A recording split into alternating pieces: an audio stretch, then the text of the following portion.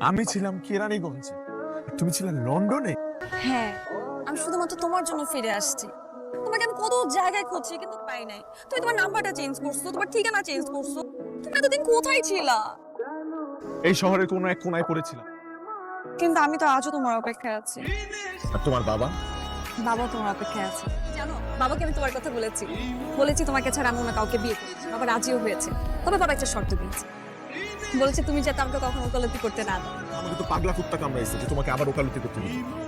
বাবার কাছে তোমাকে নিয়ে যাবো আর আজকে আমাদের বিয়ের কথা ফাইনাল করবো। বিয়ের পর আমি তোমাকে অনেক ভালো রাখবো।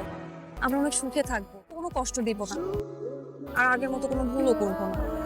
রাগ করবো না, তোমার সাথে শাউট করবো, প্রমিস। এই শুভটা না রাতের বেলা গায়ের মধ্যে কাঁথাটা রাখতে পারে না, কাজুমুজু করে শুয়ে আসছে। আহারে, এই তো লক্ষ্মী বাচ্চা। আমি না থাকলে যে ওর কি হতো।